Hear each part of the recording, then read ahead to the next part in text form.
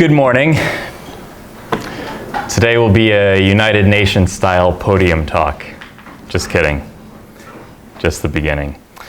How many of you have been to McDonald's recently? All right, 2.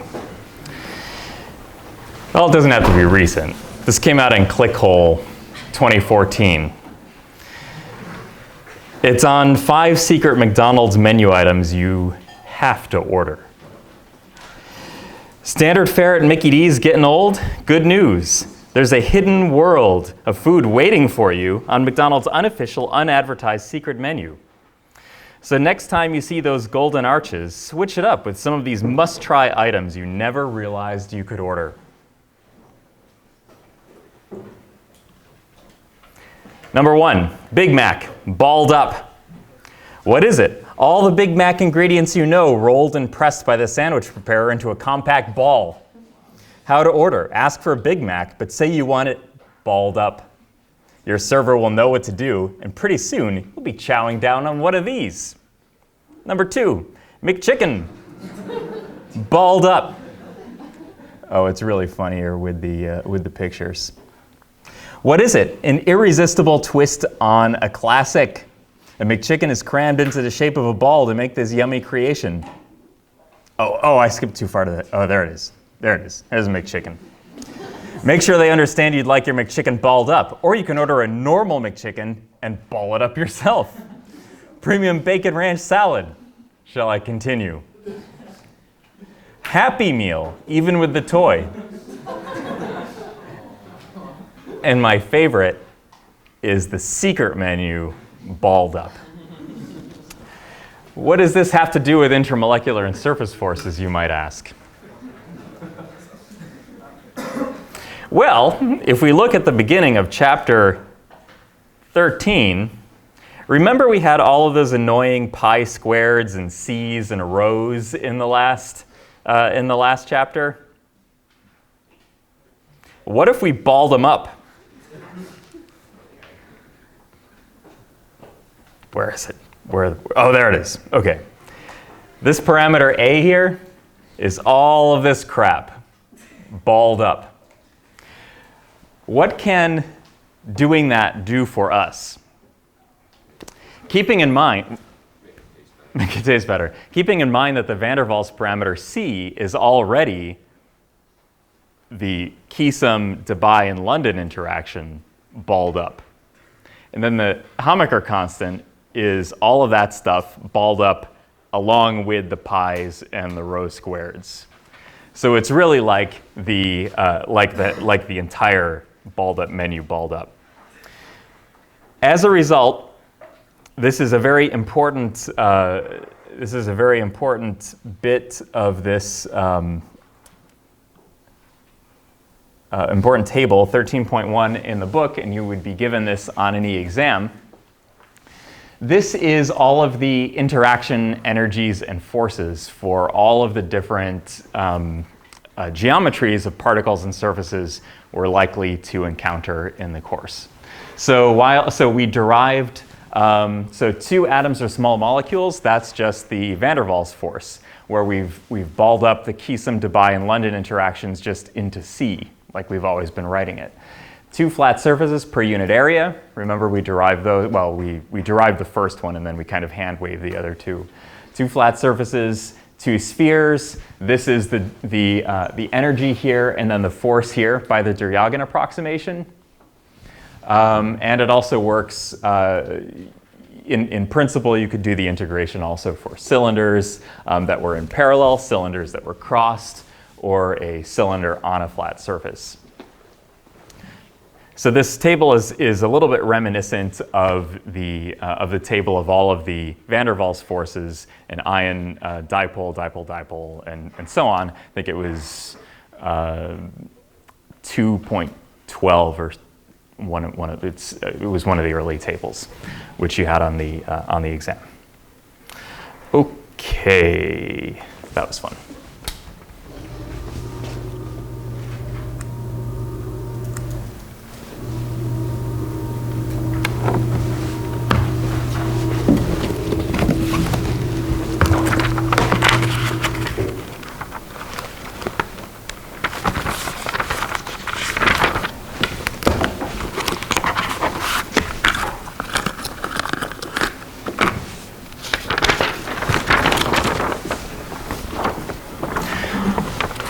Okay, so this is chapter 13 on the Hamaker,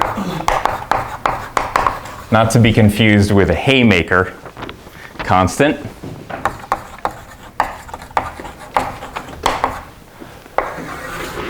Which is given the symbol capital A, and it equals pi times C, which is the van der Waals coefficient, rho 1, rho 2. And in air or vacuum, this always has a similar order of magnitude, 10 to the minus 19 joules. The rhos are the number densities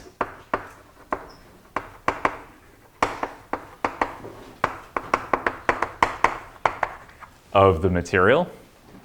C is the van der Waals coefficient, so Keesum, Dubai, and London.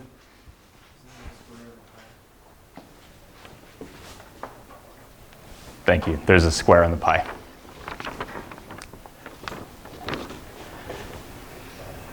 So Keesum, Dubai, and London interactions, balled up, and pi squared.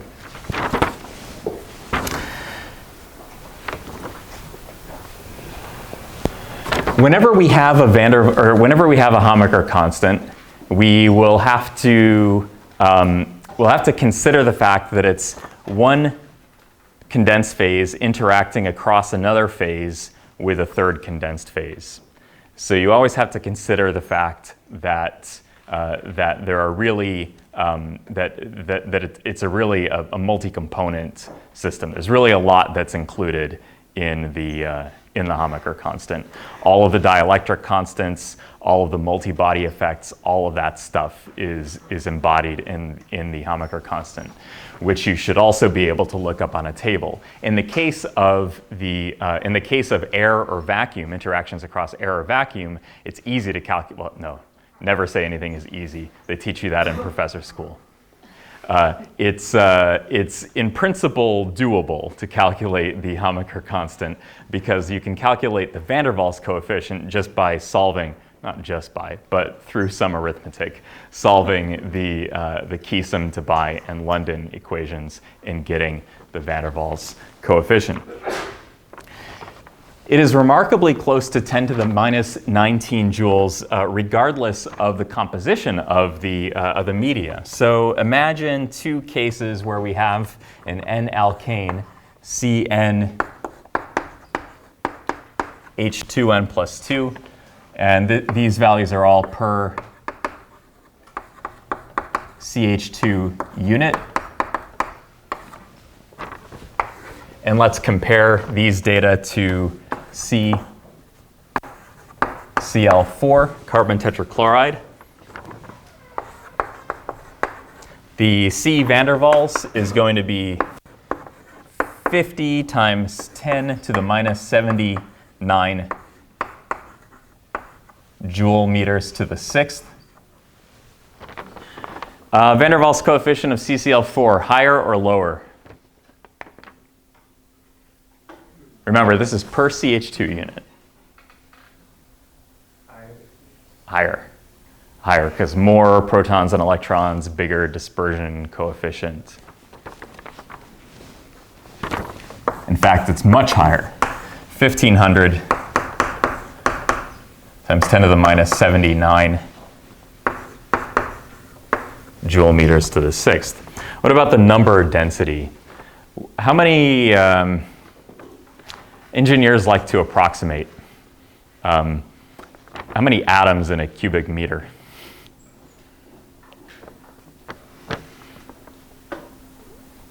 Regular atoms. Medium-sized atoms. 10 to the 24. 10 to the 24, so that's like 10 moles maybe of something. So a mole of water is 18 milliliters, though. It's actually quite a bit higher than 10 to the 24, but you're definitely getting there. It's about 10 to the 28. 10 to the 28 atomic things per cubic meter at some kind of normal density.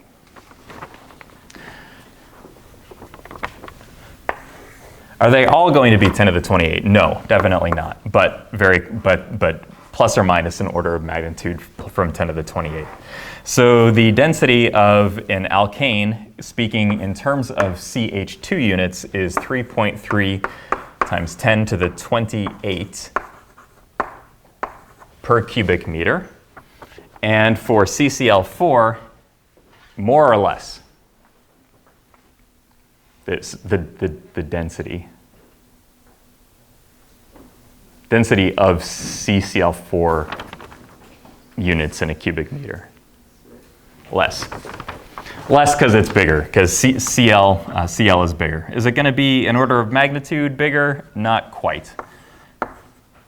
0.6 times 10 to the 28 per cubic meter. So if you calculate A, what do you get? 0.5 times 10 to the minus 19 joules and 0.5 times 10 to the minus 19 joules. In this case, the similarity was almost accidental. At least the coefficient was almost accidental, but the power of 10 is always going to be very close to 10 to the minus 19 in air or vacuum. In water, it'll be maybe 10 times less than that, maybe 10 to the minus 20, because of electrostatic screening effects and other effects of an intervening media, which we're not going to worry about. There's some detail in the book, not a lot, but suffice it to say, we'll be able to look up the Hamaker constants on a table, and they're derived in this way from the van der Waals coefficients and the density. Yeah. So this would be like alkane interacting through air with another alkane. Mm-hmm. Yeah. So in this case, sometimes you would see this as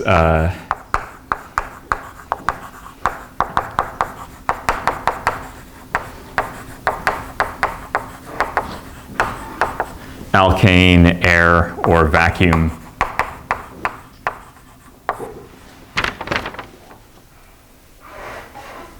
So you always have to specify the three different things to which the Hamaker constant refers.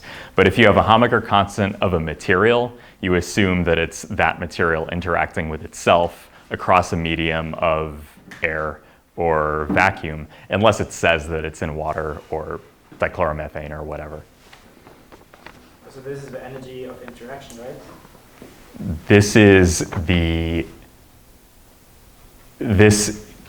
From the Hamaker constant, you can calculate the energy of interaction, but you need to plug the A into that table that describes the geometry. But yes, you can get the energy of interaction from the Hamaker constant.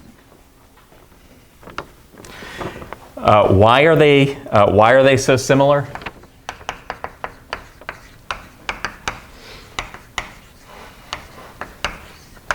Why so similar?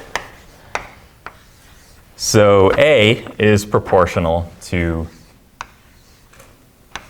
C rho squared. C is proportional to the electronic polarizability squared from the London equation, roughly. And because the density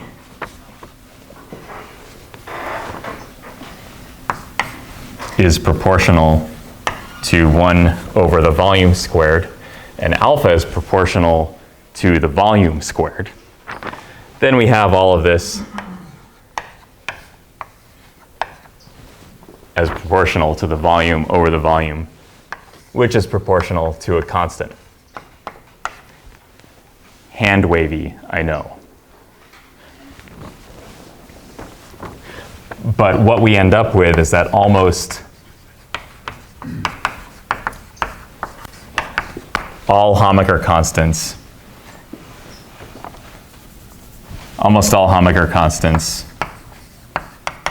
are 0.4 to 4 times 10 to the minus 19 joules in air or vacuum.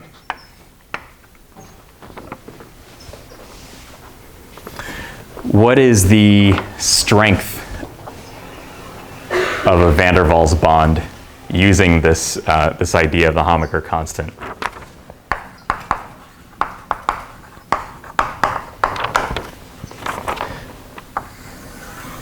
What if you have two spheres that are in van der Waals contact?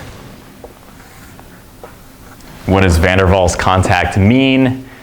It really means you're about 2 times the van der Waals radii of the species within the material. So they can only get so close before the Pauli exclusion principle takes over.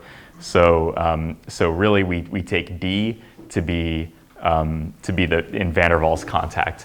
And if you use the number 0.2 nanometers for the interparticle separation, you'll be right 99 times out of 100 for the purposes of this class.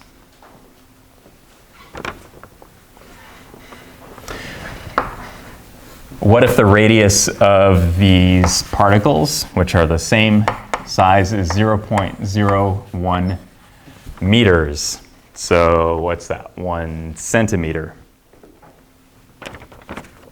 You have an interaction energy from table 13.1 of minus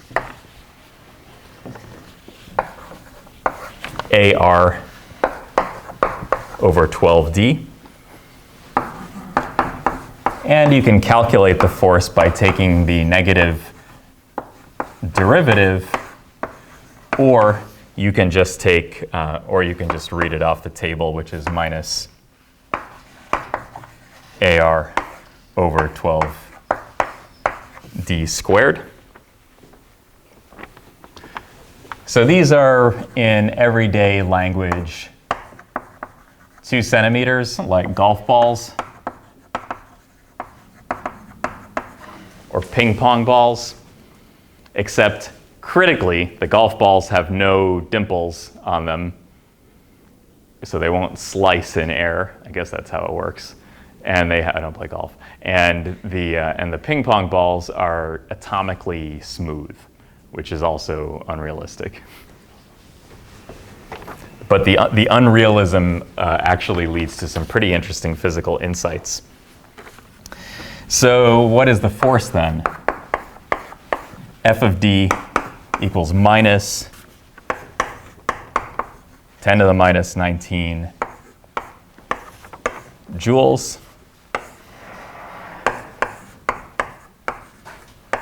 And R is 1 centimeter over 12 times 2 times 10 to the minus 10 meters squared, which gives you minus 2 times 10 to the minus 3 newtons. Is minus 2 times 10 to the minus 3 newtons, or 2 millinewtons? Is that a lot of force by the standards of this class? Yes, yeah, it's a lot of force. You could measure, you could probably feel something that exerted a millinewton. In fact, this is the force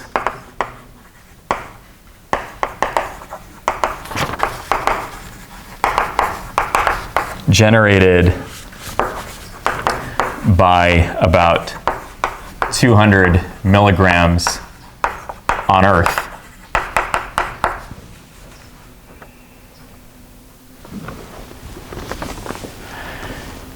So this tells us that that macroscopic objects really can exert quite significant forces only by van der Waals forces, and only if their contact points are the intersections between two spheres. It's pretty profound, right? And let me increase the profundity somewhat more by telling you what the energy is which is minus 10 to the minus 14 joules, or 2 times 10 to the 6th in units of kT, Boltzmann constant times room temperature. 2 mega kTs. It's a big interaction energy.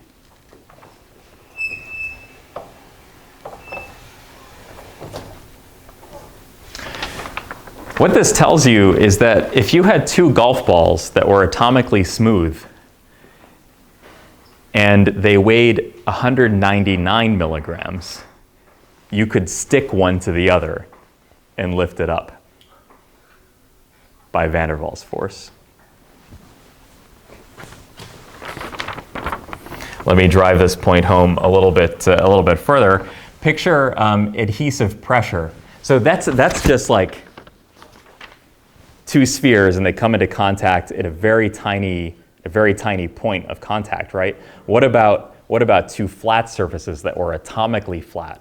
That's a lot of area, right? That's a lot of what we would call adhesive pressure.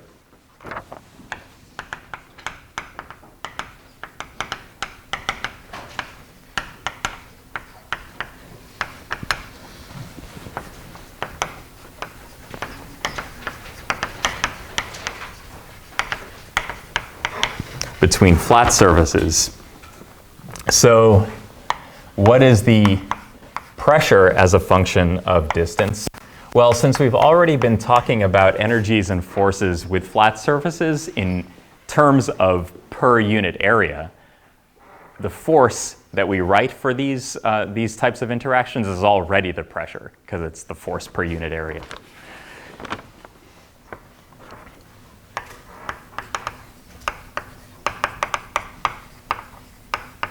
So we don't have to change our formula from table 13.1. So for flat surfaces, it's minus a over 6 pi d cubed. Since we're not talking about anything spherical here, one of the pi's escaped from our balling up, and that's why we have a pi left over here. I guess a French fry got out.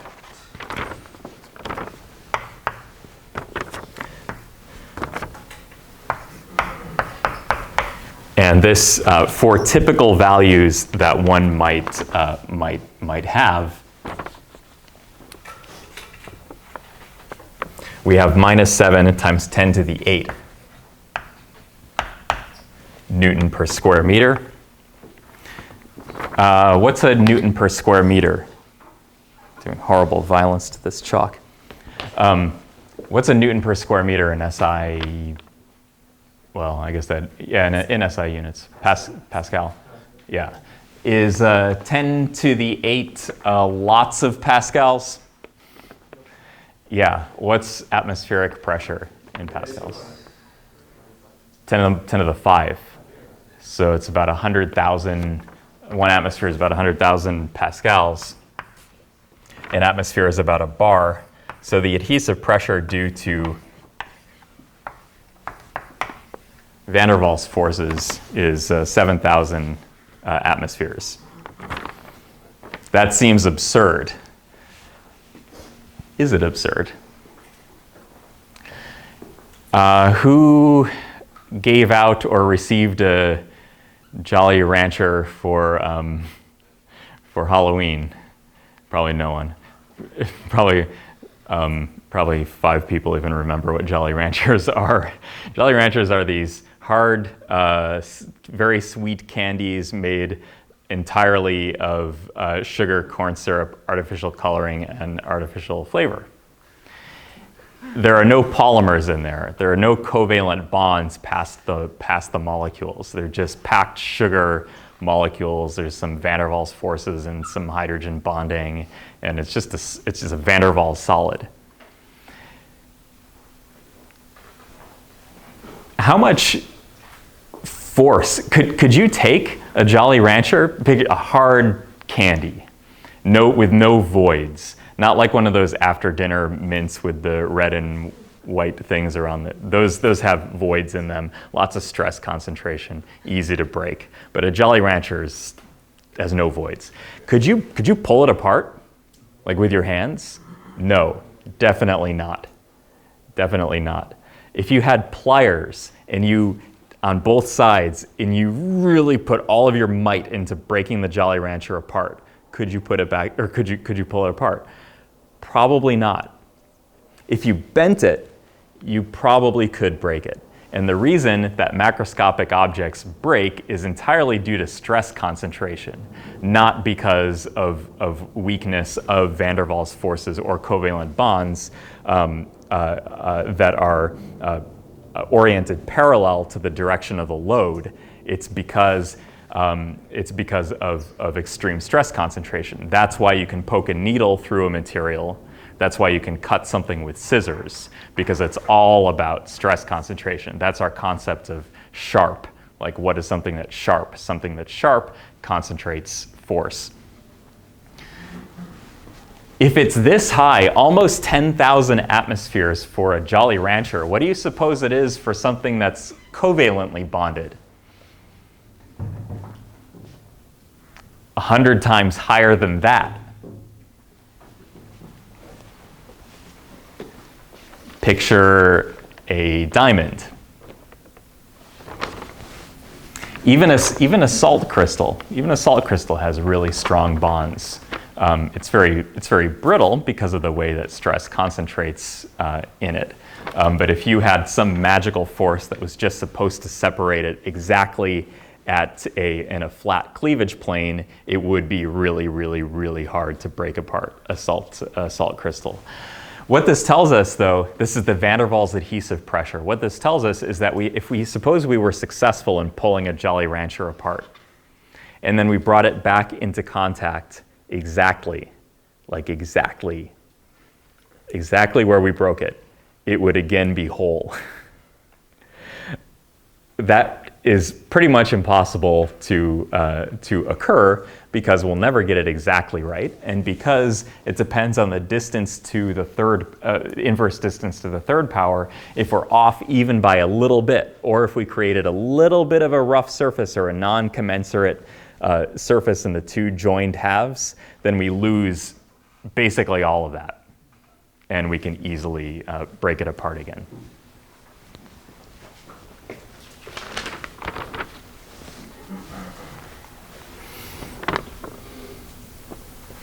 So you can calculate also an adhesion energy.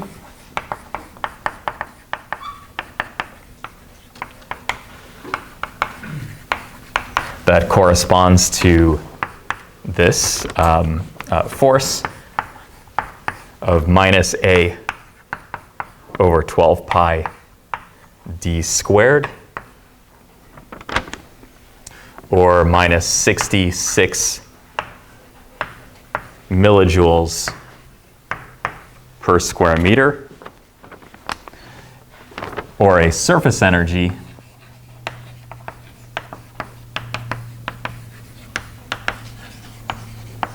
of each opposing half of the piece, which is equal to gamma, or minus 1/2 of the adhesion energy, which is 33 millijoules per square meter. These numbers are very typical of van der Waals solids. Van der Waals solids are pretty much anything that's not a covalently bonded material. But again, the closeness at which these effects take hold is the closeness of the interaction is really the key to the whole thing. You're never going to get 7,000 atmospheres unless you really control for the gap size.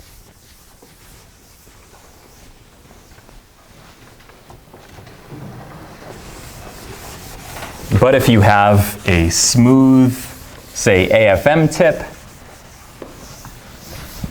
and you bring it in contact with a smooth, say, mica surface or single crystal silicon surface, it is actually possible to measure forces like this.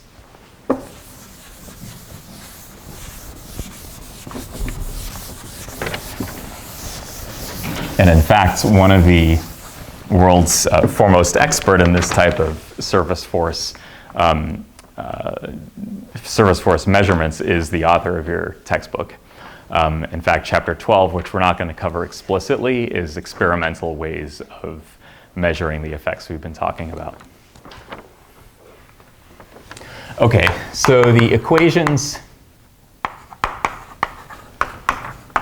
on 13.1 are valid for d much less than r or d less than r over about 100, give or take. It depends a lot on the system because it depends on retardation of the dispersion interaction.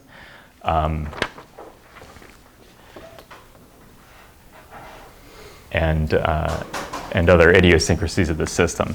So we're really talking about, big Death Star things getting fairly close to each other, getting like a Millennium Falcon distance away. Okay, so what about for larger distances?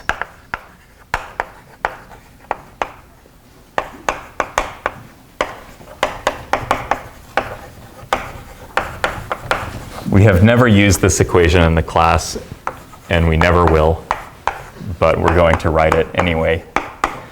WD equals minus A over 6. And this means I'm using multiple different types of brackets.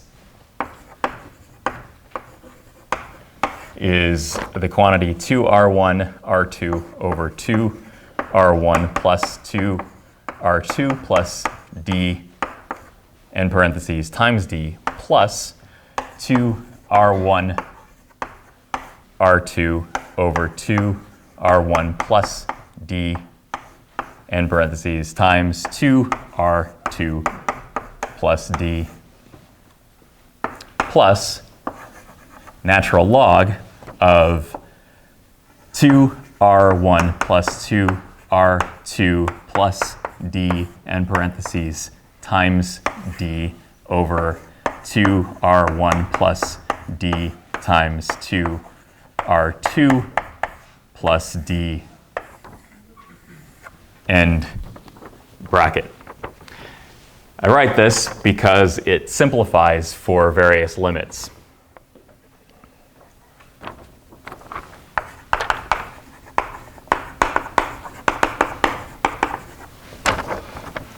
Professor? Yeah. Is that natural log of only the numerator? It's natural log of the whole thing. I guess I could add another bracket here.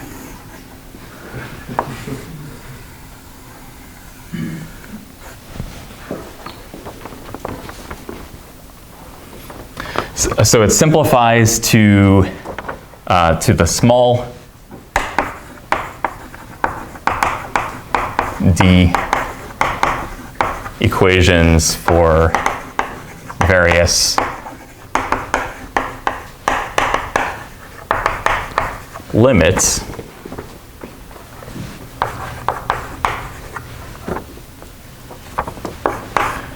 So what if d is greater than r? So this is d greater than r for smallish particles. They have to be smallish because if they're really big and d is greater than r, then retardation takes effect and the van der Waals force goes down. But this is just a, say this could be like 2 10 nanometer particles interacting at like 100 nanometer distance. I'm not going to test this stuff. I just want you to know what the theory would entail. So for d greater than r, we have W of d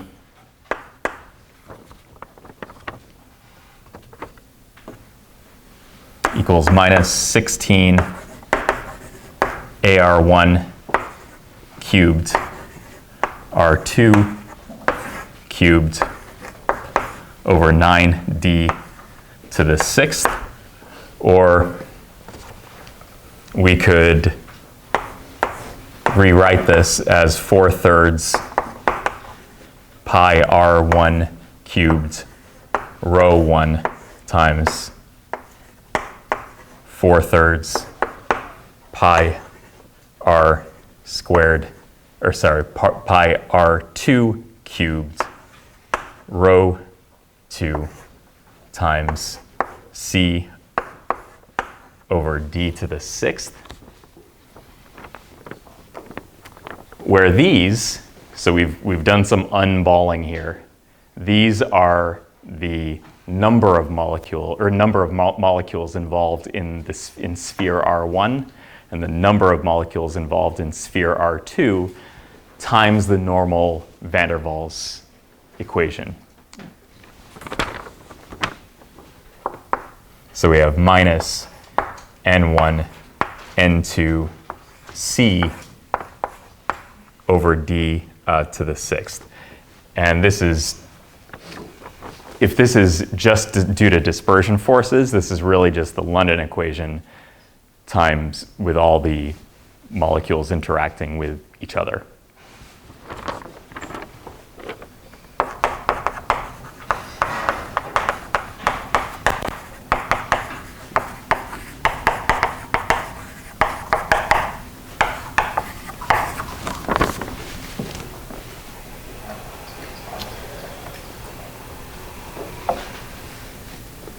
Retardation effects with macroscopic objects are still a thing.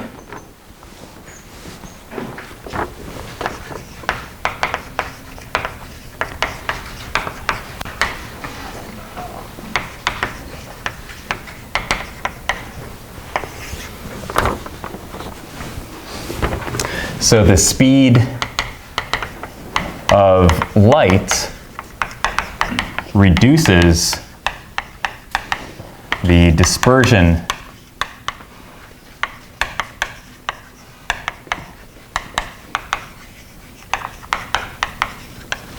interaction to 1 over r to the n plus 1 at some distance.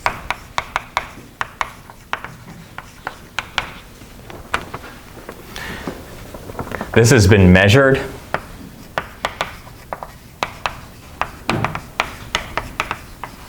for two curved mica, which is just a mineral that it's possible to cleave to an extremely flat surface. For two mica surfaces,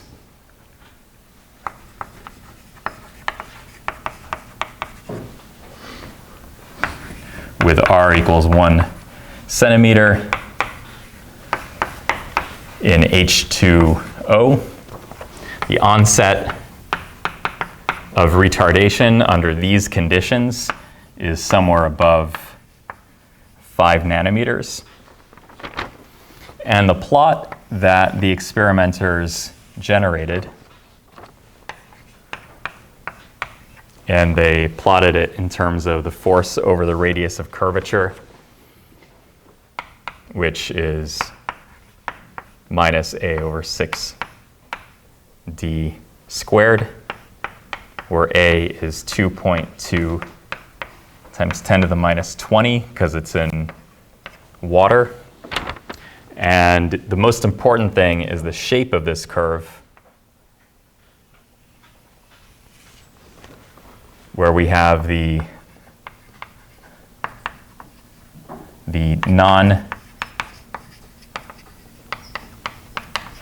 non-retarded regime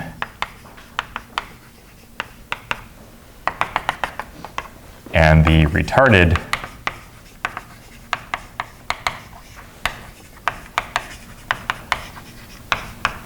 regime.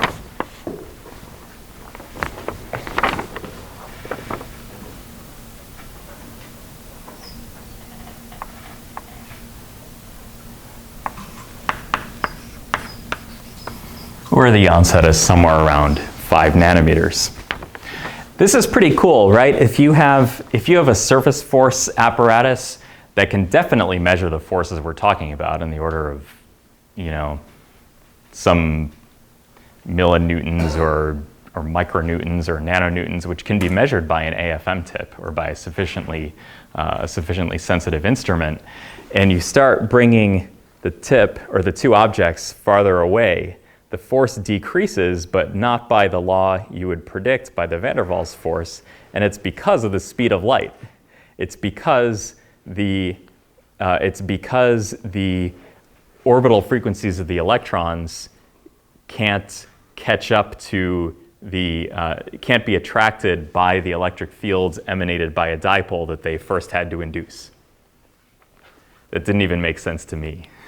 But the point is, as you bring these two surfaces farther apart, it's van der Waals equation, and then it's a lot easier to bring the surfaces apart, and that's because of the finite speed of light.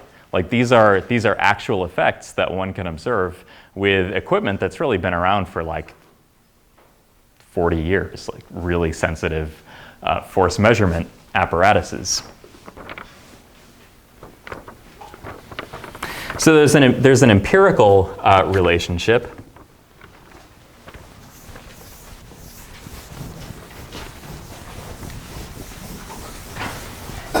We really wish in this field that we could get everything to be exact.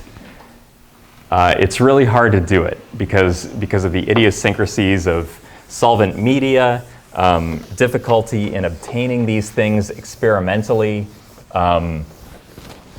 multi-body effects. We really wish that we could just write some completely self-consistent theory for everything in this class, but sometimes we're stuck with experiments. Often we are, and often we're stuck with models that are maybe not as satisfying as we wished they were because of all the simplifications involved, which remarkably work despite the simplifications, which I think is one of the cooler parts of the content in this course. But anyway, for the dispersion component, how do we quantify the retardation?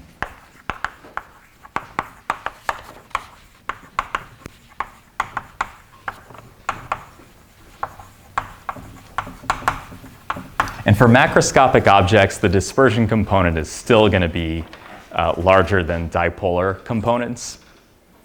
And as a result, if you have dipolar and dispersion components active in the same system, the reduction in the dispersion component due to retardation effects is going to dominate the force profile as a function of distance.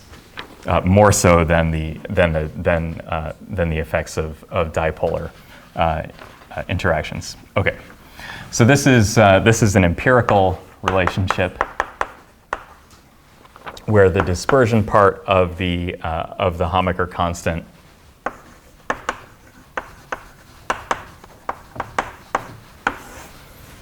reduces the non-retarded Hamaker constant by some factor of 1 plus p d times the orbital frequency of the electron over the speed of light. So this is the orbital frequency of the electron, and it'll be something like 3 times 10 to the 15 per second, and c is the speed of light.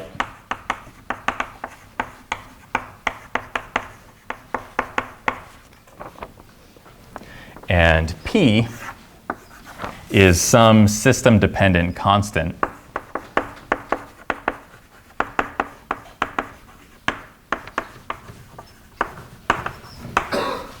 which depends on your geometry. So p equals 5.3 for 2 planar surfaces. It equals 11 for 2 spheres.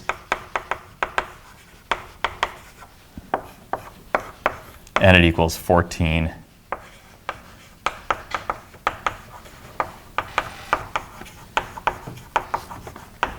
for a sphere-plane interaction.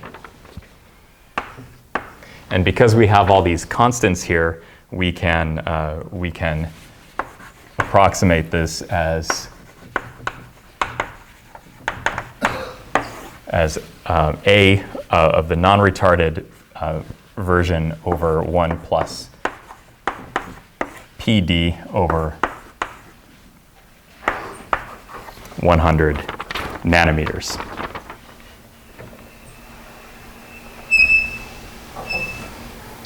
In our discussion of colloidal interactions, interactions of biomolecules in cells, the retardation effects rarely arise. We're almost always talking about short distances. We're almost always talking about distances that are small compared to the diameters or compared to the radii of the interacting particles. But it's important just to know that these effects didn't go away just because we're talking about ensembles of stuff as opposed to individual molecules.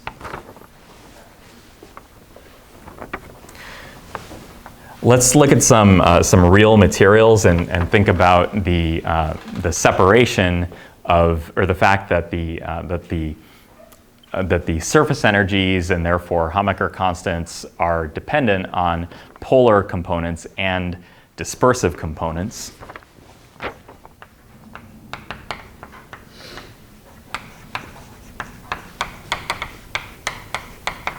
So consider two molecules. In this case, they're going to be polymers.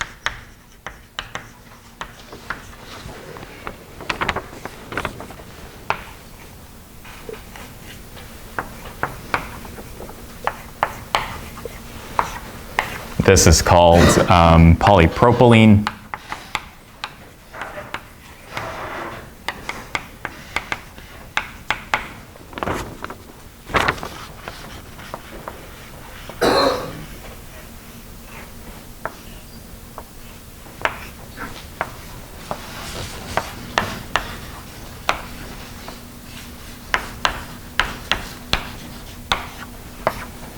This is called polymethyl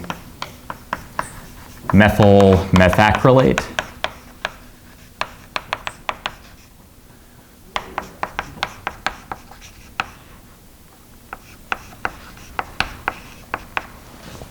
Polypropylene carpet, polypropylene carpet,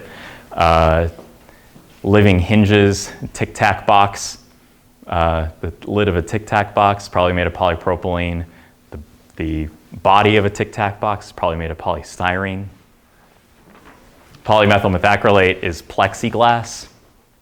It's also useful as a photoresist or electron beam resist in nanofabrication.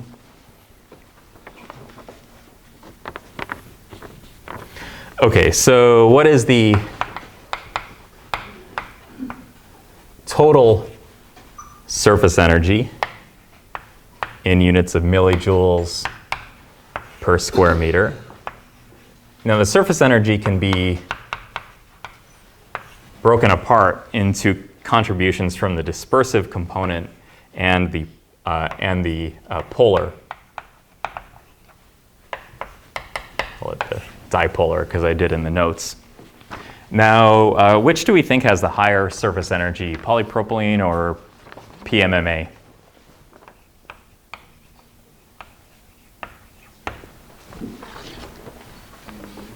PMMA, why?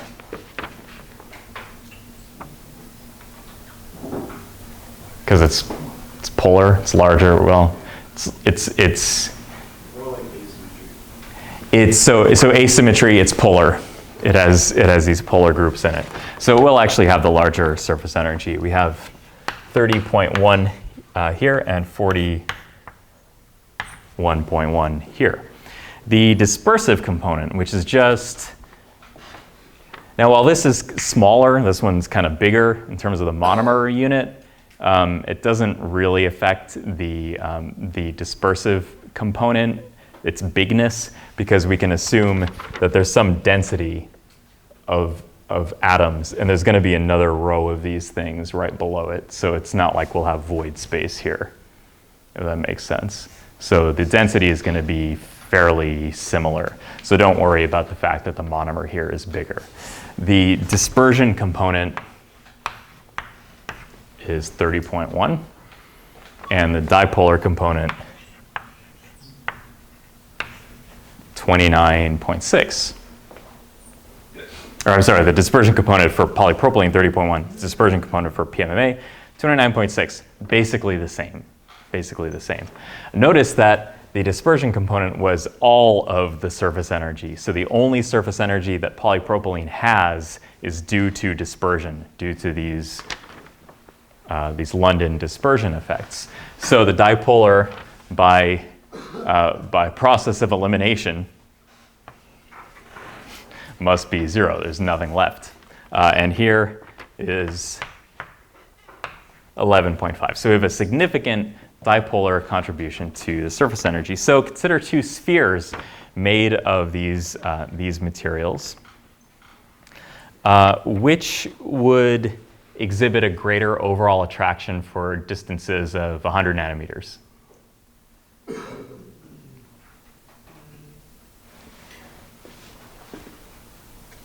MMA. Yes, because this part does not get retarded. Only the dispersion part does.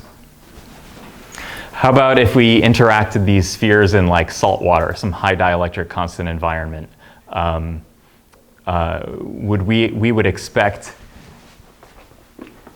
this to be affected perhaps more than this, because you might have electrostatic screening of the dipolar component. So the composition of the materials actually matters if you consider what molecular species actually make up the condensed medium. Okay, I'm going to do an example where van der Waals forces can actually act in concert with other types of force laws.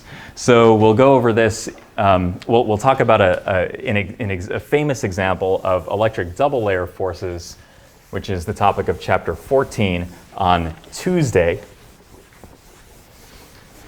But van der Waals forces will be present no matter what else is present in an interaction. You'll always have van der Waals forces at close enough distances.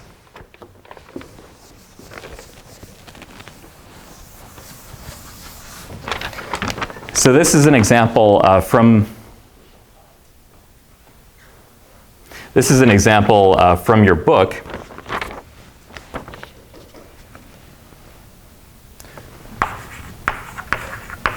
But I want to talk about it because it really foreshadows our discussion of electric double layer forces, where we're adding the van der Waals force to another type of force law. So this is page 264. It's worked example 13.1. So imagine you have a region of charged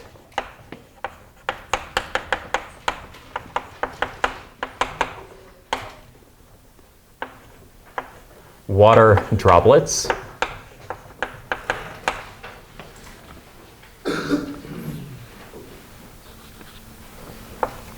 with radius 500 nanometers, half a micron, or the diameter is a full micron, and an uniform charge of exactly 100 times the fundamental charge each. The question is to calculate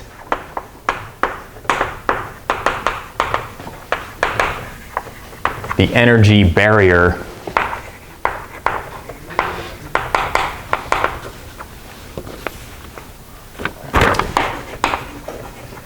for coalescence.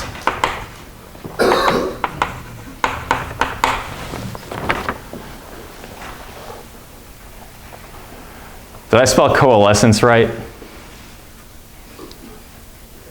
Whatever. There's a C.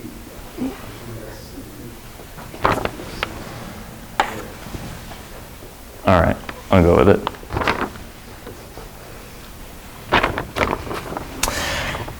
Okay, so what do these droplets look like?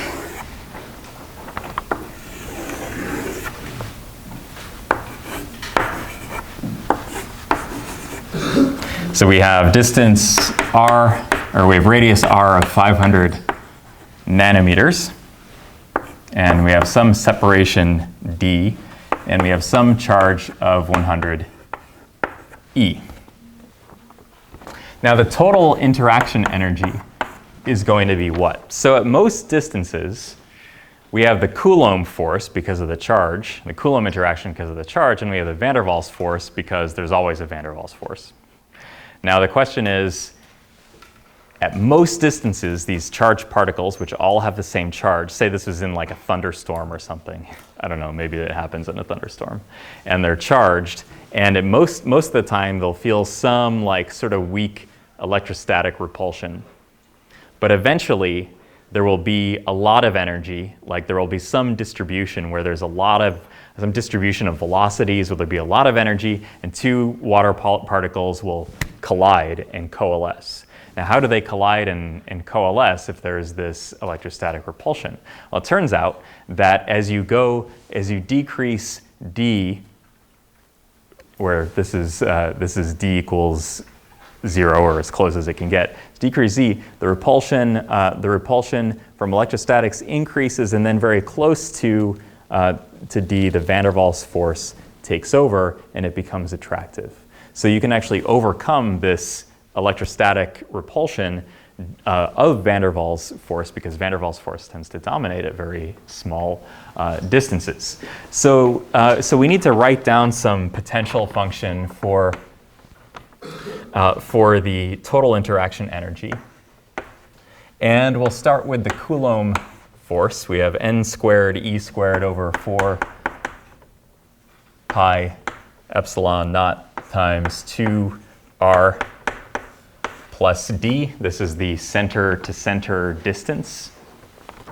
Why is it the center-to-center distance? It doesn't matter where the charges are here, because by Gauss's law, the only thing that matters is what you can enclose inside a sphere, whatever Gauss's law says. So the center-to-center distance is important in the Coulomb force. But in the van der Waals force, which is dominated by surface atoms, we just have AR over 12D. So our goal is to find D that maximizes the energy, and then plug it back in to find W max. And remember, this is for D max is less than R in the case, much less than R in the case where we would get like some other maximum in the function. Oh yeah, we need one other thing. The Hamaker constant between these water droplets is 4 times 10 to the minus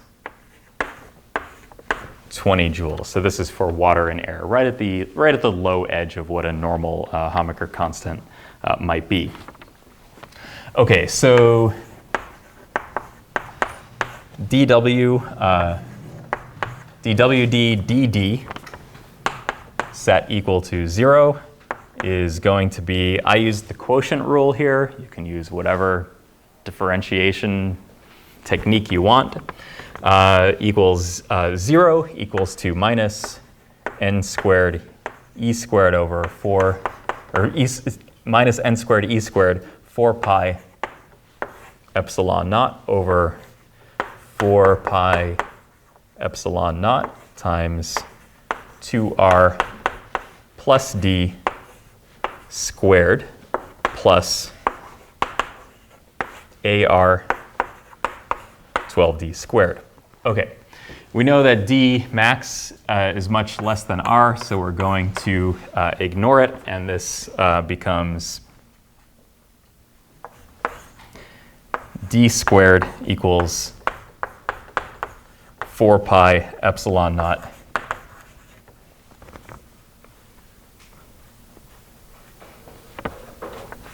AR to the third power over 3 n squared E squared.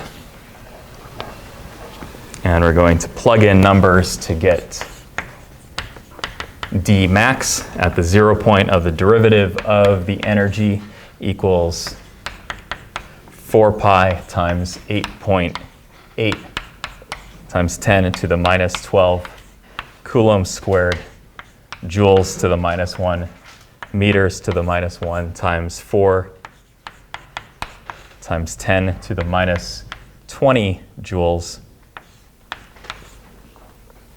times 0.5 times 10 to the minus 6 to the third. This is meters to the third over 3 times 100 squared times E squared, which is 1.6 times 10 to the minus 19 coulombs squared, and this whole thing raised to the 1/2 power, and D max is 27 nanometers. So if you get these droplets closer than 27 nanometers, they will start to coalesce. And if you plug D max back into the equation for energy, you get W of D max equals 2.25 times 10 to the minus 18 joules minus 6.2 times 10 to the minus 20 joules. And this is due to, this is the Coulomb part, and this is the van der Waals part, equals 2.19 times 10 to the minus 18 joules. So this is the energy barrier. Is this a lot of energy by the standards of this class?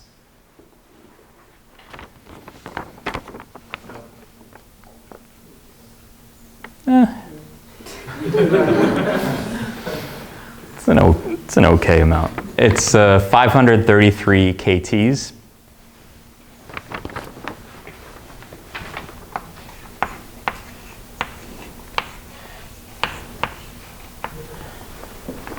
I'm reminded of the time when in Star Trek 4, the one with the whales. Has anyone seen it? Nobody. Never mind. Okay, one person, 2 people, 3 people. Thank you. Where Captain Kirk went back in time and he's trying to get some money to survive in 1986 San Francisco, and he sells these glasses, and Bone says, "Those were a gift," and Captain Kirk says, "They will be again. That's the beauty of it." And then the pawn shop owner says, "I'll give you $100 for them," and Captain Kirk just looked at him like, "Is that a lot?" And the pawn shop guy said, okay, so this is the energy barrier. You can calculate, for example, the velocity that particles need to achieve by 1/2 mv squared in order to overcome this energy barrier. In fact, your book asks you to do that in worked example 13.1. And because it's a worked example, he does it for you. We are done early, but if you have questions, I will. What did you have, Andrew? Do you have an announcement? No, Oh, okay. Yeah, you can turn it off.